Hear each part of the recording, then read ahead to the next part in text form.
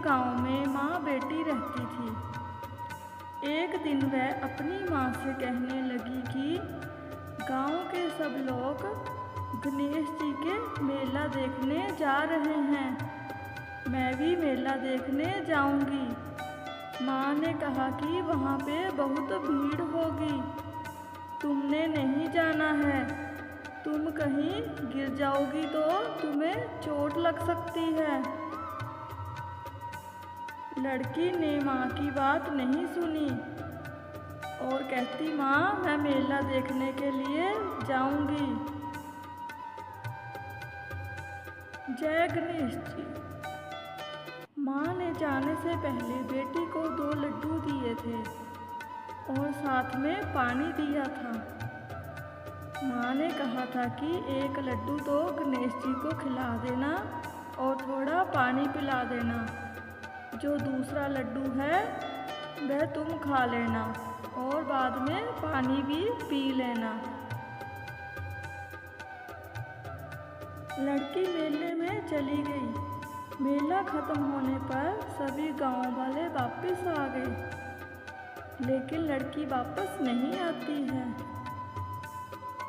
लड़की मेले में गणेश जी के पास बैठी होती है और कहने लगी होती है कि 1 लड्डू और पानी गणेश जी तुम्हारे लिए हैं। जय गणेश जी। 1 लड्डू और जो पानी बच जाएगा वो मेरे लिए है।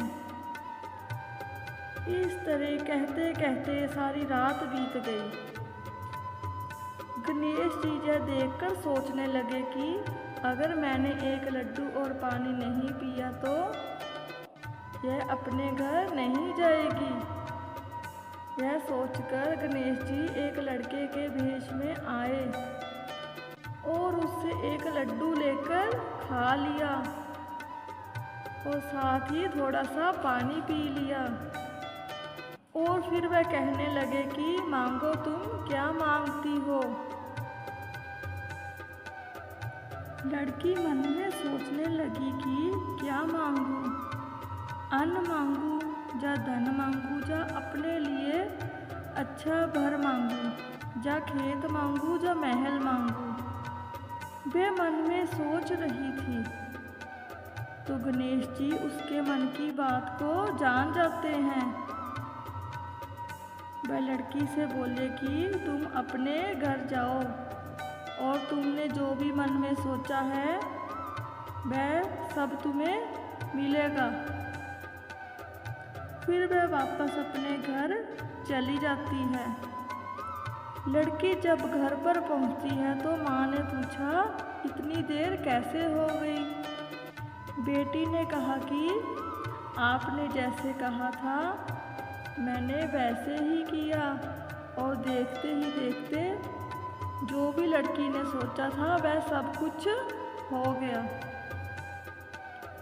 इस प्रकार जब हम भगवान जी की सच्चे मन से पूजा करते हैं तो सबकी इच्छा पूरी हो जाती है। भगवान अपने बच्चों को वही देते हैं जो उत्तम होगा। एक बार घोषणा हुई कि भगवान सेव बांटने आ रहे हैं। सभी लोग भगवान के प्रसाद के लिए तैयार होकर लाइन में खड़े हो गए। एक छोटी बच्ची बहुत ही खुश थी क्योंकि वह पहली बार भगवान को देखने जा रही थी। एक बड़े और सुंदर सेब के साथ साथ भगवान के दर्शन की कल्पना से ही खुश थी। अंत में प्रतीक्षा समाप्त हुई। बहुत लंबी कतार में जब उसका नंबर आया तो भगवान ने उसे एक बड़ा और लाल सेब दिया। लेकिन जैसे ही उसने सेब पकड़कर लाइन से बाहर निकली, उसका सेब हाथ से छूटकर नीचे गिर गया और वह कीचड़ में गिर गया। वह बच्ची बहुत उदास हो गई।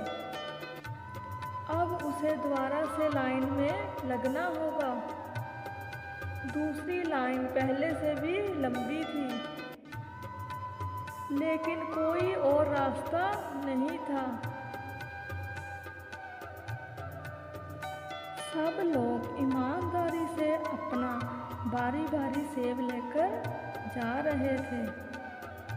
वह बच्ची फिर से लाइन में लगी और अपनी बारी की प्रतीक्षा करने लगी। आधी लाइन को सेब मिलने के बाद सेब समाप्त होने लगे। फिर वह बच्ची बहुत उदास हो गई। उसने सोचा कि उसकी बारी आने तक तो सब सेब खत्म हो जाएंगे, लेकिन वह यह नहीं जानती थी कि भगवान के भंडार में सेब कभी खत्म नहीं हो सकते। जब तक उसकी बारी आई तो और भी नए सेब आ गए। भगवान तो अंतर्यामी होते हैं। बच्ची के मन की बात जान के उन्होंने इस बार बच्ची को सेब देकर कहा कि पिछली बार वाला सेब एक तरफ से सड़ चुका था, तुम्हारे लिए सही नहीं था, इसलिए मैंने ही उसे तुम्हारे हाथों से नीचे गिरवा दिया था। दूसरी तरफ एक लंबी लाइन में तुम्हें इसलिए लगाया क्योंकि नए सेब अभी पेड़ों पर थे, उनके आने में समय बाकी था, इसलिए तुम्हें प्रतीक्षा करनी पड़ी। ये सेब अधिक लाल, सुंदर और तुम्हारे लिए सही है। भगवान की बात सुनकर बच्ची बहुत खुश हो गई। जय श्री गणेश। यदि आपके किसी काम में देरी हो रही है तो उसे भगवान की इच्छा मानकर स्वीकार करें।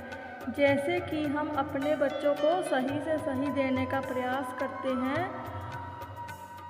वैसे ही भगवान भी अपने बच्चों को वही देंगे जो उनके लिए सही होगा। ईमानदारी से अपनी बारी की प्रतीक्षा करें।